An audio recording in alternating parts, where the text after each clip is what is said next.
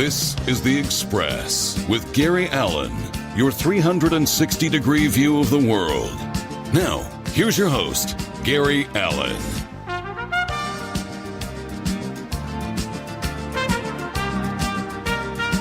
And good evening, everybody, and welcome to The Express. Gary Allen with you, and thank you so much for taking a few minutes out of your day to join us here on the program. Before we get into tonight's show, which is a very, very good show, and I'll get to that in just a couple of minutes, keep you abreast of things. Keep track of me on Facebook at Gary Allen, A-L-A-N. Go to youtube.com, Gary Allen The Express, if you want to hear this show, which will be up there on Friday, or any other of my past shows. Thursday night at 7 o'clock, this program repeats itself on diversitybroadcastnetwork.com station, and also on progressivevoices.com. You will also hear this show again, and if you go there, you'll go to their demand channel or one of their apps, and you'll be able to hear any of my past shows. Also, tunein.com, for those of you that are regular listeners to TMV Cafe, you know what to do there. And starting, hopefully, I was hoping to have it by the 1st of January, but it looks more like it's going to be another couple of weeks. We're going to be able to have you just go to my website, and all the information you ever wanted to know about me and why is going to be there. So we're excited about that. My guest tonight, and I'll just preface this by saying that David is one of the most unique individuals that I've ever had a chance to meet. And he has written a book. I know he's laughing. He has written a book that I think is one of the most extraordinary books, and a book that everyone, and I mean everyone who's a student of history, theology, humankind, mankind, should read. The book is called Tyndale, The Man Who Gave God an English Voice. David Teems is my guest. He has earned a bachelor's degree in psychology from Georgia State University. He's a talented musician, songwriter. He's recorded over 8 albums, including 3 spoken word recordings of Hope, More Hope, Speak to Me. Songs are about scripture and music. He lives in Tennessee with his beautiful wife, who is one of the nicest people I've had a chance to meet in a long time. And he laughs about that too. He's also written a number of books. To Love is Christ, and thereby hangs a tale. Majesty, the King Behind the King James Bible, which he's going to be coming back on the show to talk about that one. And in 2010, Discover Your Spiritual Center, which is absolutely great. And of course, the book Tyndale, The Man Who Gave an English Voice to God. David, welcome to The Express. Oh, thank you, Gary. I really appreciate that opening. I could hear more of that. It's just nice to hear. I'm behind my desk. I've got a deadline coming up in March, and so the time behind my laptop is just like so intense. It's good to hear a voice other than my own. Yes, you've been working on this for a long time, and I must tell you, as I said in the opening, David, that this is an extraordinary book. If you are a student of history, you should read this book. If you are a student of theology, you should read this book. If you are a student of life and of mankind, you should read this book. Absolutely. It's an easy read. It's a good read. It's a well-written book. And it really gives us a background into a man that we know very little about. And we're going to get into that a little bit later on. But it has been so very important, not only to people of faith, but to the English language, which we will also get into, because you compare Tyndale and Shakespeare as 2 of the most important people who have ever done anything for the English language. But first, I want to talk a little bit about David. And as a child growing up, were you, like me, a reader? I mean, were you an avid reader? No, not really. Not as a small child. I mean, my parents would read to me, and I like that. I read, the typical children's books, but it wasn't like it wasn't legendary. You know what I'm saying? like you see some intellectuals or academics. It wasn't like that at all. I think in high school I started to read more than college. It accelerated some, and then out of college I went to graduate school, but left graduate school after a semester. I had intended to be a clinical psychologist. That's really what I wanted to do. But after the first semester of grad school, I started playing music full time and did that for the next 20-something years, and just took a long path outward. And the stuff I'm doing now almost brings the spiritual aspect, the contemplative part of me, and the music together. If someone put a gun to my head and said you can only do one thing, you can't do music and writing, it would be writing books. It's been kind of like a artistic evolutionary process with me. I think I'm the writer that I want to be, and the investigator that I want to be, the argument maker that I want to be because of the music in my background. That's pretty much. I mean, that took a lot of years to discover that. Sometimes I feel like I'm just getting started good, but getting back to William Tyndale, I really appreciate your fervor for William Tyndale. He's attractive at quite a few levels. Being literary myself, being musical myself, I didn't realize, I'm literary, and I didn't realize the contribution this man has made in my life. I think as believers, we have the privilege to know that our English language, our precious English language, was pretty much given bloom by this man. I mean, think about it. In his time, this was in the early 1500s. This is like, 50 years before King James was even born. There was no English Bible. There was no Bible in the vernacular or in the common tongue. Everything was in Latin. The church, it was the lingua franca was Latin in the church and in the universities. A student at Oxford could only speak English on weekends or in the privacy of their own room by themselves. Or on holidays, or on weekends in their own privacy. It was not allowed. And the typical believer in the Middle Ages and up to the early modern time, if they didn't know Latin, they just kind of had to follow all of the ceremony and all this lovely procession and stuff. But many of them developed, it was believed that there was some form of magic going on. They're told kind of a half-blind story of this and that. And there's a lot of superstition and fear in the medieval church. But here comes two men, particularly Martin Luther as a German in 1522. Here comes William Tyndale, and it's a calling for him. He is sent out he believes, by God. He's got a master's degree. He speaks 8 different languages. He's a brilliant man, but in his heart for a long time is this translation. And so what it did, think about this. Think about being a common believer who doesn't know Latin. And you're going to church, you feel something, but it's so obscure, it's so opaque. And then here comes a man who gives you God in your own tongue. For the first time, people read God is love. Before that, all they had was the Latin Vulgate, which said God is charity. And there's not a big difference, but there's a significant one, I think, with those two. Tyndale was the first one to write God is love. Or though I speak with the tongues of men and of angels and have not love. Even the King James translators changed that to charity, which I still scratch my head on that one, but I think that was a political move. But I do think, I've been given, I feel like I was led to William Tyndale from my love of language, from my love of Scripture.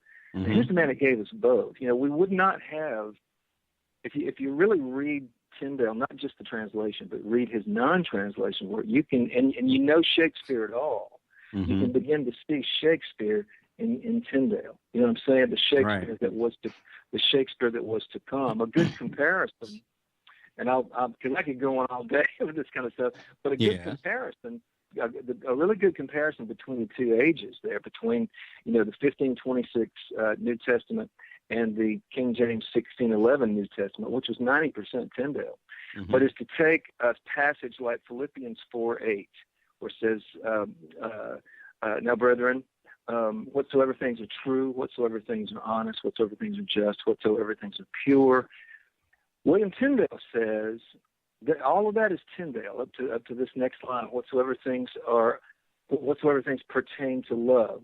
Mm-hmm. And the King James translators change it right there to whatsoever things are lovely, whatsoever things are of good report, if there be any virtue, if there be any praise, think on these things. If you compare the two versions, Tyndale and 1611, you can begin to hear the change in the music with the 1611 King James. That's the age of Shakespeare. The language is at its height, mainly, or at least one of the main reasons, is because Tyndale emancipated the English language. Another generation after the Tyndale Bible, 30,000 new words flooded the English language. And a part of that is because of Tyndale's, just imagine, mm-hmm. you haven't had the Bible, now you have it in your own mm-hmm. language. You're going to feed on it. And you're going to feed on the words there, but those words are going to begin to be cultivated in your mind, mm-hmm. In your speech apparatus. Next thing you know, you're speaking that high tone like Scripture, and it changed language. And again, I can see Shakespeare in Tyndale, and I love that because I love Shakespeare too. And see Yes. these two men. Yes, scholars even.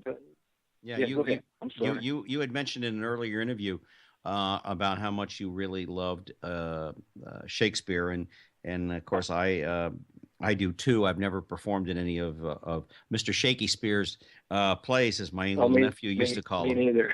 But me neither. Let me go back. I don't have that kind of psychology. Yeah, let me go back here a little bit about you, because I want people to get to know you here before we. Did you notice my deflection? Is that? Yes, you did. Is that Yes. good? Yes, you could run for office. You could run for political That's true, office. Man. You could run for political Hey, office. Bernita, let's get this man signed up to run in Tennessee for office. I'll tell you that right now. I'll run on the Tyndale ticket. Yeah, on the Tyndale. Let's. Which actually would be kind of cool. Actually. Well, Go ahead. People wouldn't understand a word you say. You talked about becoming a writer, and you talked about going through the maze. I mean, it's like, yes, I decided a long time ago I was going to get involved in radio, but deciding to get into radio and doing it and understanding what it takes to get it done. Same thing with being a writer. For instance, I would be a lousy writer. I may have a lot of stories within me, but I would drive an editor crazy because I suffer from dyslexia. So my question to you is, how long did it take you to really jump in? Once you said, I think I want to write, how long before you really sat down and started to write? And what did you go through in order to get somebody to pay any attention to you? That's a great question, and it makes me think too, because what I have to do is go way back. I think I wanted to be a writer from way back, like even in my college days. But it was always, I always thought of authors as some remote being, some alien being that are much smarter, much more literate than me. But I kept reading. It kind of compounded as I went in college. It's funny. I do have a deep love for Shakespeare, for that late Elizabethan sound that's in the King James Bible. But when I was in college, it just did not take at all. We read Shakespeare, we analyzed it, we broke it down, we deconstructed it, and it just, it's like listening to a beautiful song, and you stop it every 5 or 6 seconds and ask questions or do something stupid, and then in other words, the song is just gets ruined, and that's kind of what happened to me in college. But I think even those years after college, I worked with a friend of mine. We had a band. This is before I did any Christian music. I did that for 7 years, and I lived by. This is long before I met Benita, and so I would read by myself, and I would do journals. I've probably got over 300 journals tucked away in boxes. Most of it's trash. Most of it's trash. At least it's funny. You could look at the very beginning journals, because I did them. I would always buy one specific kind of notebook. Maybe those black marbly looking composition books. I'd only use that kind. I'd only use that for a season. Then I might use steno pads for a season. It began with steno pads, and the writing in the beginning of them was so perfect, and my modifiers were so rich and so abundant. And then as it progressed year by year, the writing started getting a little more sloppy, but the substance started changing. I started showing a little maturity, the use of compression in my writing, or in other words, taking a large number of things and compressing them down to a simple, single, understandable idea. Mm-hmm. And over the years, my writing would get a little sloppier. But again, the substance started blooming. I suppose I've used that word 2 or 3 times already in this conversation. Mm-hmm. Well, let me ask you something. Let me ask you something. I'm just saying it just kind of grew on me. I think writing taps into instincts that are natural for me. I have musical instincts. Right. I have a really good sense of rhythm, and I don't mean that boastfully, but that crosses over into writing. Mm-hmm. Musicians more so probably than anybody on the planet have advantages as writers than anyone. A sense of rhythm, a sense of compression, a sense of beat, a sense of space, mm-hmm. a sense of voice, a movement like that. But, right. There's a lot of advantage that I didn't even realize. But anyway, it kind of grew inside me. We're talking to David Teems. He's the author of Tyndale, the man who gave God an English voice, and a new friend to me, and a great gentleman altogether. And his wife is really a sweetheart. I know she's listening on the other end somewhere. Has faith always been? Is faith always been? Because a lot of your books and your music, of course, are faith based. Mm-hmm. Has the subject matter of theology and has faith always been an important part of your world? In one sense or another, yes. And I'm gonna kind of speak in and out of your question, because that faith can go both ways. It's like. Mm-hmm. When I got out of college, for instance, I was on stage for 7 years, and so your faith, you've got faith, but it's of a certain particular kind, And I built up a faith in certain things, certain aspects of myself, and I also built up illusions about myself as well. And youth tends to do that, but after I did clubs for about 7 years. I just started asking serious questions. I've always been kind of in my head, so to speak. Even as a child, I had an older brother, 6 years older than me. He was taller, thinner, muscular. He lettered in varsity basketball, football, and track in the 9th grade. He was a star athlete. And my mother still had 2 big scrapbooks full of his write-ups. Then I came along. Shorter, rounder, the putsy little brother, mm-hmm. And I had to find my own way, but I kind of lived inside myself even as a child, and of course that follows you down the road, and I've had some kind of reckonings, I suppose, with that part of me. Mm-hmm. But those are the things that shape you, and I think that's what actually attracted me to being a writer. Writing is there's a certain amount of self-absorption in writing, certainly a lot of solitude, and, mm-hmm. And when all of that does come together, because I do believe I was shaped by God. I can complain more than anybody about myself and get into some dark mood about myself and stuff like that, but I still know when I wake up in the morning, I'm still glad that I'm me.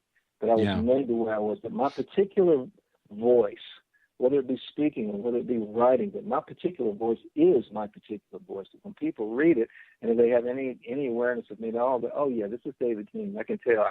I can hear him laughing in the background and this one here, and man, he seems to be, this is pretty transparent right here. I think he's on his knees when he's saying this, and what I'm saying. And I had those were a long time coming.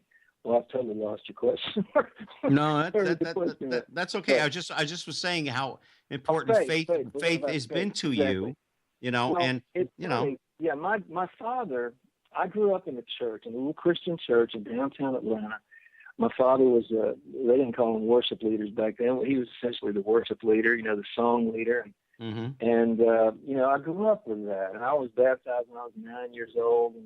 But it never... And it was a family thing, it was a small little church, and it was just, I grew up in that. In high school, I'd go to church, but I knew the facts, but I didn't know anything else. I didn't really know the life of the church. I didn't really care. Yeah. And so I got in college studying psychology and philosophy, and totally got away from the faith and felt good about it. And then for graduate school, I was in graduate school in clinical psychology. Educational psychology. Left there after a semester, and then played music in clubs for the next 7 years. Was not a bad kid. Man, I never drank. You'd think in a club every night, at least 6 nights a week.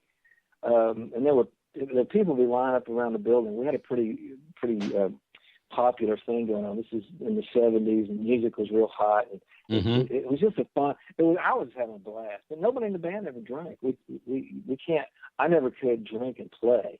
So I'm saying that because I was a good kid, but faith was not a part of my life. And then after about 7 years of that, I started asking myself questions like, I was 28 or 29 years old. I said, man, is this it? I mean, is this life for me from here on out? Another cover song or another banjo song, another bluegrass song or whatever. Is this it? And I started asking myself questions like that. And so that summer, particular summer, this is after 7 years, that summer I was playing racquetball at a local racquetball establishment, and after that I was in the locker room, had a towel wrapped around me. I was about to go in the shower, and this guy standing there with long hair down to his waist, and I heard him talking to his friends, two friends with him. They looked like they were in a band, and my hair was long back then. And the guy introduced himself. He said, "My name's Michael Lefevre," and I living in Atlanta all my life. I said, "Well, yeah, man, I recognize your name. I grew up, Sunday mornings my parents would watch the Lefevres, the singing Lefevres or whatever." And his very next question to me was, he didn't even ask me my name. He said, "Do you know God?" And I said, "Well, no, I don't." And so we talked for about 4 hours that day. Not in the locker room. Right. The church he went to was right down the street. So we went down there, sat on the curb, and talked for about 4 hours. And that was on a Friday. The following Monday, I went. He was having concerts once a week at that church, and I went that Monday night and responded to the invitation and got out of the clubs shortly after that, and then started that journey, spiritual journey. And I was learning about faith, and I that's been quite a while. It's been a couple of decades ago now. So, but you know what I've discovered is that it just doesn't stop. There's certain things that have to be nurtured every day. It's not like a badge you get and then you can just wear the badge every day and forget about it. No. It's something that you do. You struggle with it. Israel, the name Israel means he struggles with God, but he overcomes. So you struggle with it. I've had kind of a meltdown these past couple of years in certain ways, faith-wise, and everything. And I've had to, I've had to stop and ask myself questions that I never believed that I would ever ask myself again. Yeah. But I tell you what, man, I've discovered that's a good thing. It's a self-examination thing. It's a step back and going, oh my God, did I sound like that? Did I do that? If you, not to go off rails, but if you step back, sometimes it's just necessary. In the same mode you're asking about writing a few minutes ago, the best thing that I can do for my writing at times is to totally get away from it. You're absorbed in it. You're over it's up to your waist and it's up to your chest, and then you're absorbed in it. But when I take a break, even if it's for a day, but if I take a few days and then come back to the book as I'm writing it, boy, whatever errors there were, they just pop out of the page, and some of the sentences you settled with seem limp now, or they just kind of limp around. They're not really. They kind of go like a one-legged, like a three-legged. What about three-legged turtle? A one-legged turtle. Here you go. It goes around and around. And so the point being that sometimes a break like that, even though you in faith now you don't see it coming, I can't help but believe it's a good thing. The nature of the questions you're asking me, I think I'm answering them in the nature of what you're asking. That they're, we all want to hear our story, the champion of faith. And the thing about William Tyndale, I did not want to tell the typical champion of the faith story about that, because that's not the point of his life. No. Yes, he loved God, and yes, he gave his life to God, and yes, he died a martyr for God, but that's not the point of his life, man. The point of his life was that he woke up for 12 years. He woke up every day thinking, is this the last day I'm going to live? Are they going to capture me today? And in that time, he gave us something that the English language has never seen before. And those are the kind of things. We've just had an election. We've heard high pitch everything. We've heard this fact. We're in this fact-free universe right now. But there are certain individuals we can look back in our histories and see a blazing light, man. And this is the guy who's taught us how to shape our words. He really did. I mean, I'm not exaggerating. The scholars, I'm not a scholar like that, but I read very widely and very closely and very deeply. And scholars talk about that Tyndale Shakespeare language that we speak, and that Tyndale basically was fathered that high tone of biblical English, which just set everything ablaze. And the point being, though, that's the real story of his life. In fact, he had to hide. He had to hide to translate the Bible. The same way, the very first English Bible, the first Bible that gave us the phrase, "Give us this day our daily bread," because thine is the kingdom and the power and the glory, where English language just, as Tyndale's heart rises, the English language rises with him. The very Bible that gives us that, in him we live and move and have our being, for the first time in our English history. He didn't even put his name in the thing. That blows me away. And he did it because he felt like he wanted Christ to get the glory. That's the nature. That's the character that went into our speech. That's the kind of love, and that's the kind of intensity. Both the Tyndale book and this book I'm working on now, Godspeed. What the main theme in there is that there's two things. One, clarity is expensive, but two, that Christianity is always at its best when under fire. And Tyndale gave us an English masterpiece. Thank God it was from the Spirit. Here's a guy who was living the life of Paul while translating the works of Paul. Here he is translating, "Who shall separate us from the love of Christ? Tribulation, distress, persecution, famine, nakedness, peril, or sword?" He's living with a target on his back and a price on his head, translating these words, feeling a powerful empathy between him and Paul, and it puts something. That's why the English word, particularly the English word, is so alive. It's no wonder to me that the English language is the lingua franca of the world. In Tyndale's time, the lingua franca, or the common language of the universities and the church, was Latin. Well, see, now the English language, it's become more the universal language, the lingua franca of our time, and I think it's because there's such majesty, such this high step that Tyndale set in motion. Anyway, I could go on and get his verbal. I know you got me. You got off track here from what I originally asked you. David Teems is my guest here. Did I really though? Yes, you keep avoiding talking about yourself. David Teems, the author of Tyndale, the man who gave God his English voice, and we're gonna move on to the book. My only question to you is that what do you read for pleasure? I mean, I know what I like to read for pleasure, but what do you read for pleasure? Well, that's funny, because to do the books I do, I have to read so much academia. I really do. I mean, if you've got a copy of the Tyndale book and you go back to the the sources, the references, there's like pages and pages. You have to read so widely. You literally have to read everything there is, and that includes primary sources and secondary sources. So I do read that, but I'll be honest with you. When I read for pleasure, it's people like Michael Chabon, Barbara Kingsolver, Ian McEwan. I do. I hate. I read. They're secular, I suppose I'd have to say. But my thing is, I want to read great writing. I want to read somebody. I want to read somebody who's suffered and died for it. You know what I mean? And there are those out there.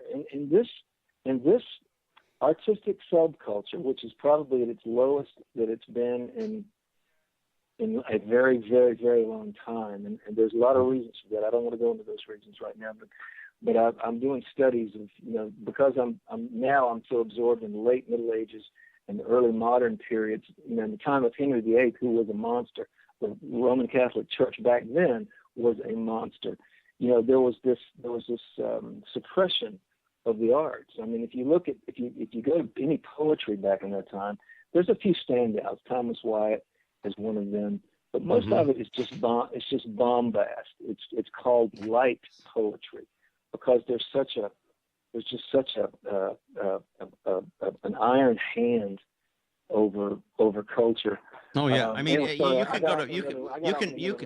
you can go to any culture. You can go to from Nazi Germany to China, and anytime that one has a force over someone else, has an iron fist, culture goes out the window. So does education, which is probably why. Yeah. And we're going to get to that in just a little bit, unless you jump me on it. But how long did it take you to research and put this book together from the time you decided to write it to it was published?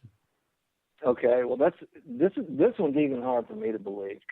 I did a book. My agent that I had at the time, his name was Bucky Rosenbaum, and he since when the Tyndale book came out, he had this massive heart attack and had to quit agent thing, and that broke my heart because he was so good, and we did 4 books in less than 3 years.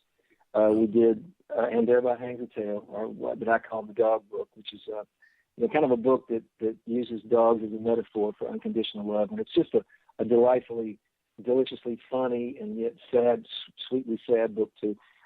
Discovering Your Spiritual Center basically is an exploration of Psalm 119. Then I did Majesty and Tyndale. Now, I had a head start on Majesty. When Thomas Nelson signed me for Majesty, they signed me for a 2-book deal. For Majesty, and then they said, for bio on King James. Then they said, we'll choose another one.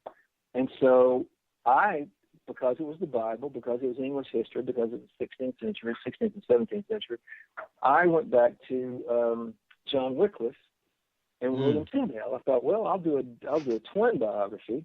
I even had a title for it, The Poet and the Morning Star. Wycliffe being the morning star from the mid 1300s, because he did an English Bible, but it was based out of his Latin Vulgate, so it was very unreliable, practically unreadable. It's like reading Chaucer. Matter of fact, Chaucer and Wycliffe were contemporaries.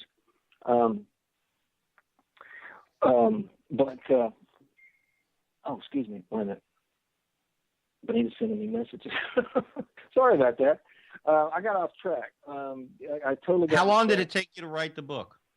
Yes, exactly. Okay, so I was already doing, and because I had been reading. I love Shakespeare, and I had been reading for years about that late Elizabethan, early Jacobean time. Right there, 1603, and then to the King James Bible. So I was already steeped in that. And I actually had written a historical fiction. And it was about, I don't want to go into it because I'm going to release it this year, but it was a historical fiction that kind of puts Shakespeare in that whole King James Bible kind of thing. And I'm just going to leave it. The book goes into it. But I had written the first draft of that, and when I went to Nelson, they said, well, we're looking for somebody to do a bio on King James. And so I literally said, I think I'm your guy. So I put together a proposal, and within a few weeks we had a 2-book deal. So I just began to read, and you really, like I said, you have to read very widely. But I would say in about 2.5 years of just continuous 7-day-a-week reading, taking notes. I keep notebooks when I write a book, particularly an academic book like this, or I don't mean an academic, but one that leans toward histories and stuff. And listen, I got real good reviews. I got a review from the head of English at Wheaton College, and it was just so. It's just so wonderful from that community to get any notice at all, because I don't have the pedigree those guys do. But his statement was that to call this a biography doesn't do this book justice. In other words, he just went on, and it was just really sweet. And I did take liberties that maybe the academic would not be allowed to take. But there again, the Tyndale Society gave me a wonderful review that said David Teems found a way into Tyndale that has not been considered before, basically, because I did a study of the effect of exile on his writing style and just the effect of his persecution on his spirituality and how that translated into the translation, so to speak. And I just, as I did that, man, I tell you, I learned a lot from working with Tyndale. One, Tyndale was driven. He was a driven guy. He was criticized for being, they criticized him for his single note, his one note. He's always about that one note, always singing the same old song about the translation. But I kind of, as I was learning him, as I was plundering his depths, and having my psychology background, I dig doing that. I'm writing. I've got 2 or 3 pieces of fiction that are going to be coming out soon, and I love doing it. I love getting into somebody's head. And I read widely enough and compare that I think I got a pretty accurate picture, especially according to the Tyndale Society. But I loved doing that, and so it just you just have to read very widely. My son went to MTSU at the time, so I had access. I used his library card and had access to their internet gateway, and so I got downloaded professional journals about that time period, about Tyndale, about Luther, about the English Bible, about the English language, and just literally, my office looked like a paper house or something. I was the mad professor for a while, and I tell you the truth, man, this is what I got from Tyndale. This is the way I write a book. I don't know if I can write the kind of book I want to write without it, but I have to be absolutely in love with it. We're talking to David Teems, the author of Tyndale, the man who gave God an English voice. David, let's talk about why I'm fascinated. I mean, I mentioned that you were coming on the program, and a number of people did mention the Tyndale Bible, so he's not completely unknown to some people of the world. But why isn't he more widely known? I know, yeah. And also, too, what was his motivation behind this? Because, and let me preface this before you get into it, because I'm sure you will, without me having to bring it up.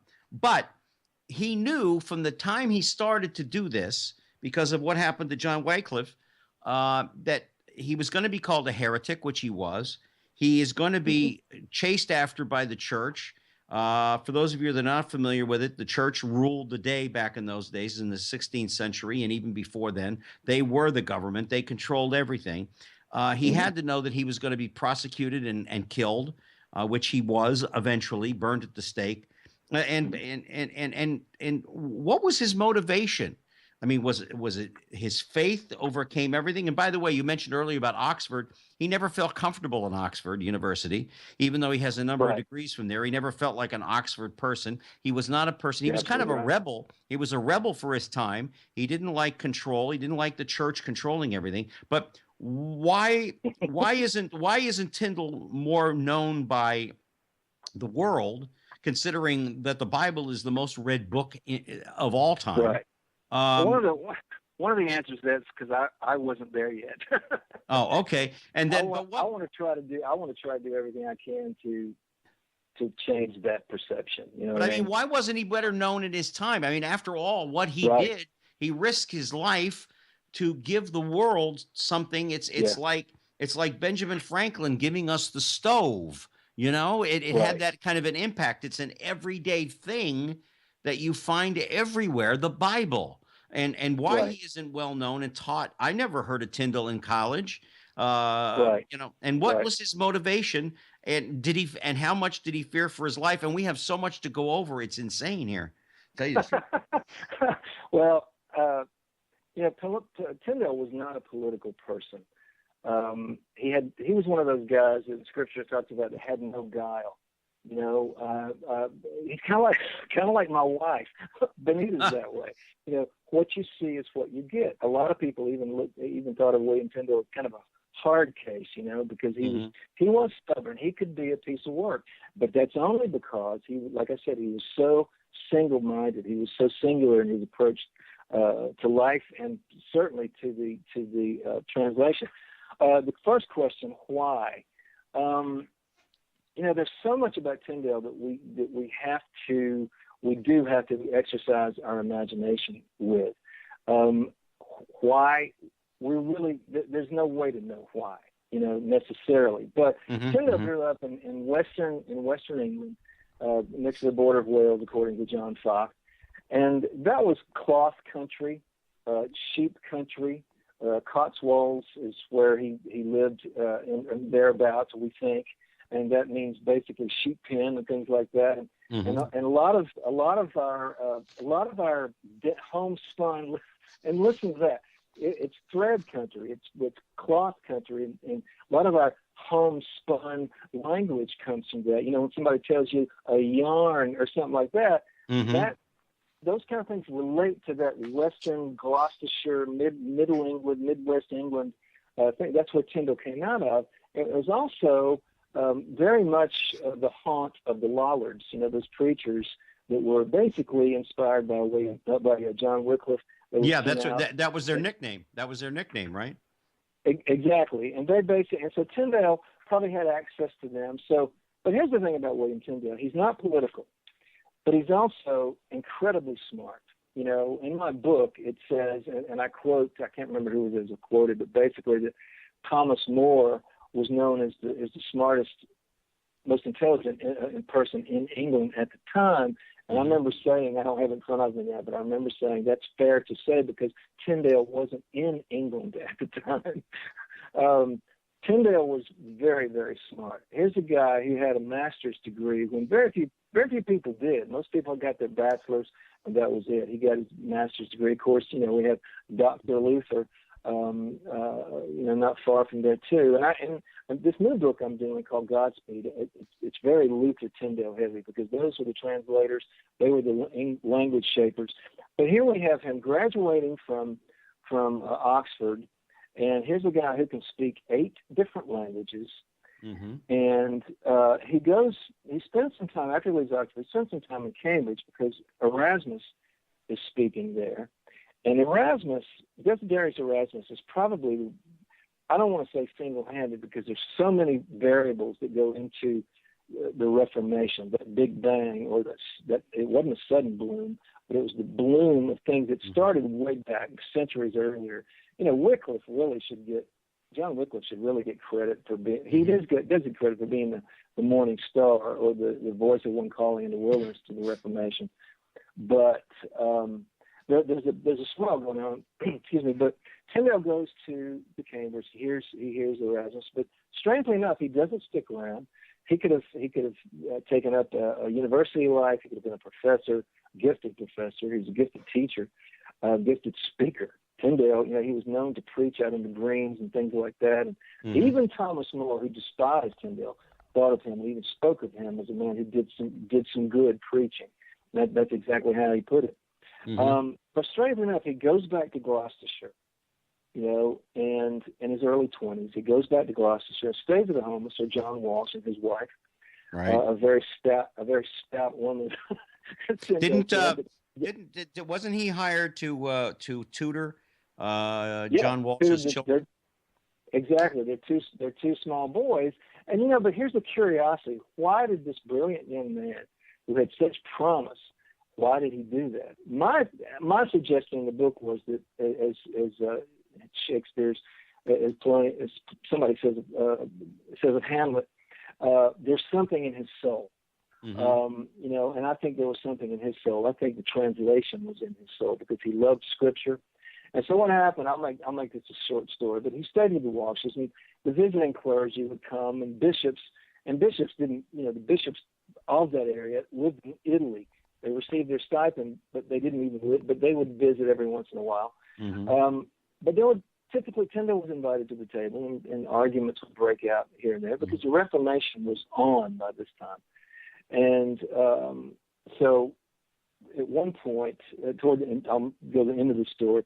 One night they're talking, one evening at supper they're talking, and they get into talking about the God's word as opposed to the Pope's word, and the authority of the Pope, or the authority of the word, and the authority of God. Finally, one of the clergy gets really, just really out of sorts with this upstart young man, and he says, "We would be better without God's law than to be without the Pope's." And Tyndale, with this great comeback, and so many things are apocryphal, so many things you really don't know.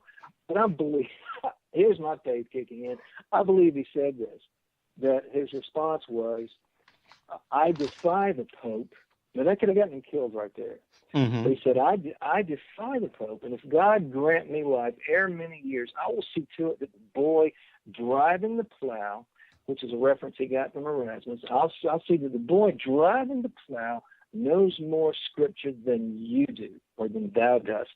And, in the book, I talk about that. It wasn't necessarily the moment, but the moment was in him already. He knew. He was just chewing on it, cultivating it in his heart. Yeah. And so he went to London, to the Bishop of London, Cuthbert Tunstall, asked for permission. Tunstall wouldn't let him in his house, gave him no room, and warned the printers around there, warned there about 6 or 7, to have nothing to do with this young man and to not print spiritual material. So Tyndale hangs around for another year, then he goes across to what we think was Cologne, and the rest of it literally is history. Within 2 years, he had the first English Bible, English New Testament, based on the original Greek and Hebrew, which the original Greek, the Greek New Testament that Erasmus translated himself in 1516, the very translation that both Tyndale and Martin Luther used. And so, why that's the best I know how to explain why he did it. I think he did it. He loved God. Yeah. Tyndale often said that to preach the gospel is too much for half a man. And what he meant by that was, he was referring, I believe, to Sir Thomas More. Thomas More was a great man. He deserves much of the applause. He's also a monster, too, but that's another story. But he was referring to Sir Thomas More. Thomas More was a lawyer. He was a statesman. He was a husband. He was a father. And here Tyndale, here he is at his one note, doing one thing. That's Tyndale is an artist. Here's the cool thing, and I'm jumping back over the translation, but Tyndale had a literary soul.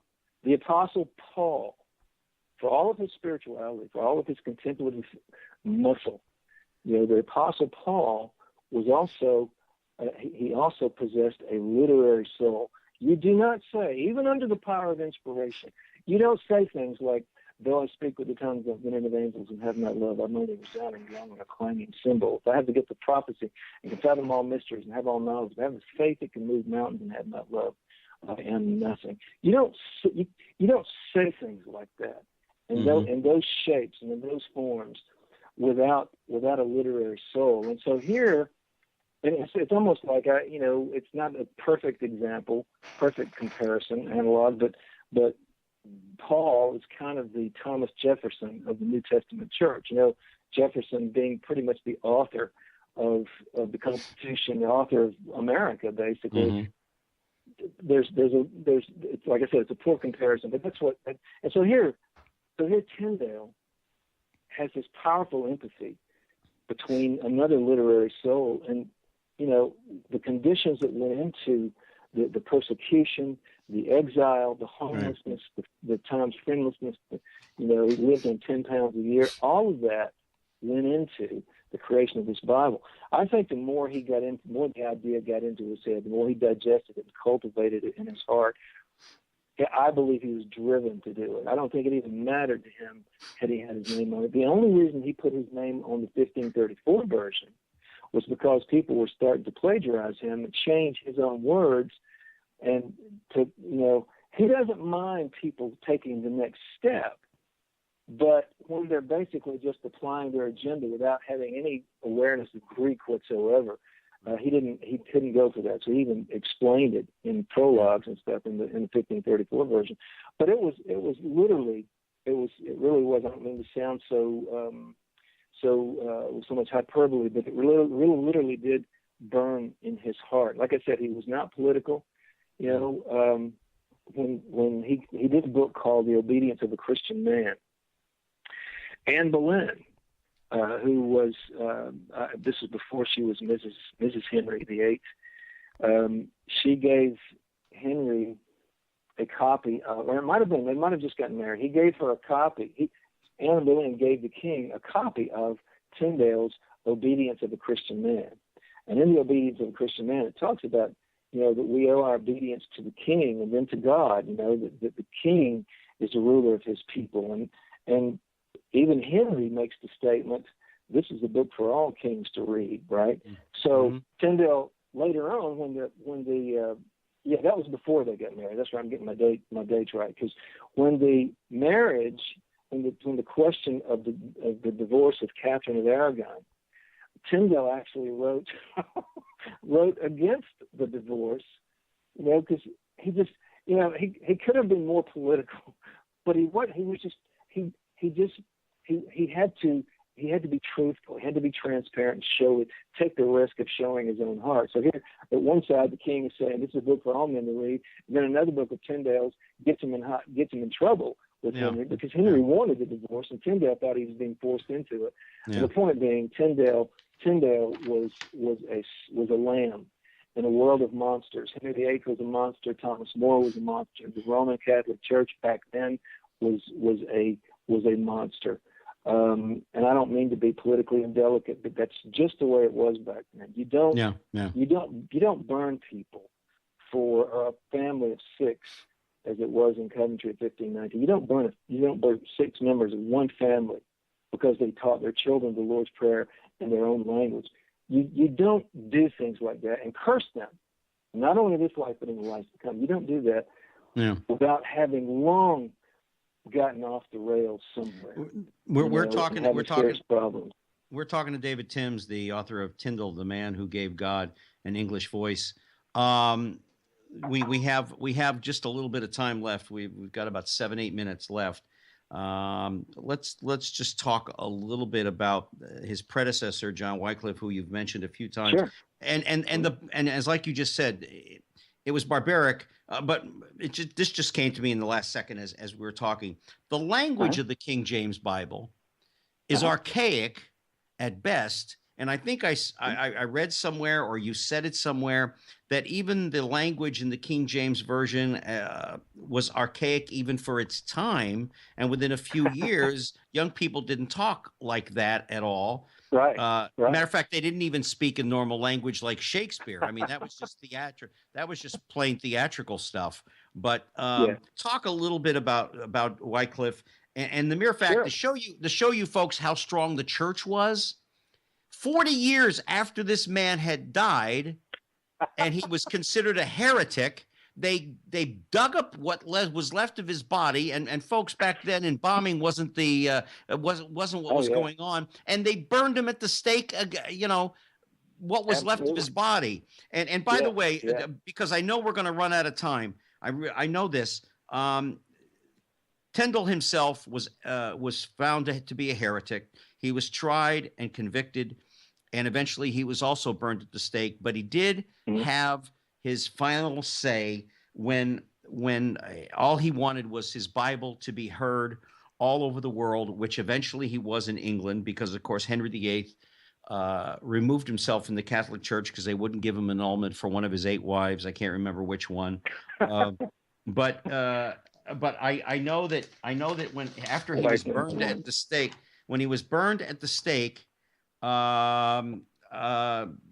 let's see here. Yeah, after he was burned at the stake, the King James Version became the Bible of the day in a sense. Miles Coverdale's Bible became the Bible of the Land in England, which basically was taken from the King James Version and Tyndale's translation. So Tyndale eventually got his revenge on the world for him being, burned at the stake. Yeah, he did. I mean, the Bible that they called the Great Bible, 1539. It's Tyndale. The New Testament is word for word Tyndale. As a matter of fact, they call it the Rogers Bible. A guy named Matthew Rogers, they call it Matthew's Bible. A guy named Rogers who put the Bible together, but it's Tyndale's New Testament. As a matter of fact, between the Old Testament and the New Testament, there's some initials, WT. There's no explanation for those initials, but very ornately it says WT. There was quite a few questions in that one. But let me go back to the archaism. Yeah, because we got about 5 minutes left. Sure. And I'll touch on Wycliffe too. The archaisms, the King James translation was not really a translation. They took the best existing lines of the existing English Bibles, and there weren't that many, and they kind of did a cut and paste thing. And then using that Elizabethan linguistic vitality, that Elizabethan sound, they made enough edits to give it the music, that late Elizabethan music. And you can hear it, like I said, between Philippians 4:8, between Tyndale and the King James Bible. You can hear it. It's literally the difference between William Tyndale's sound and William Shakespeare's sound. But yeah, it did have these and thou, spake and begotten and those kind of things that was out of fashion by 1604. But what happened was they felt like, because it gave it an elevation. There was such a highness about Tyndale's New Testament, a highness that the English was just not used to. For centuries in the English court, they didn't even speak English. They spoke French, and in Tyndale's day, English was considered the bottom of the pond, literally. When Thomas More spoke or wrote, he did it in Latin. When he cursed, he did it in English. But the King James translators felt that to take out the these and thous, it would lose its ballast, so to speak. It would lose something in the sound. That it just had like a largeness and a highness that they felt like diffusing it of those words would take that down. John Wycliffe, like I said, we don't have time. We got a minute or two, but he deserves credit for putting the Protestant Reformation in motion. In my book Majesty, I say that John Wycliffe was the lightning to Luther's thunder. It needed somebody like Luther, this larger than life, this perfectly, truculently transparent guy. It needed a bully monk like that. It needed somebody like Luther. But here's John Wycliffe, 130 years before Luther, saying the very things that basically inspired Jan Hus, a couple of generations later, and Jan Hus influenced Martin Luther. Even Luther called him and his followers Hussites. So that fire, that torch was passed from Wycliffe to Hus to Luther, and Luther, he's the one that made all the noise. He's the one that banged on the church door, literally, and started the big bang that was called the Reformation. The reason Tyndale is so hidden partly is because he wanted to be. He had to for survival's sake. But in his heart of hearts, he really wanted the glory to go. I can only imagine writing something like "To be or not to be," that is the question. Whether it's as noble in the mind to suffer the slings and arrows of outrageous fortune, or to write, give us this day our daily bread, for thine is the kingdom and the power and the glory. I could die and be happy that I had, accomplished something. He didn't care to put his name on it.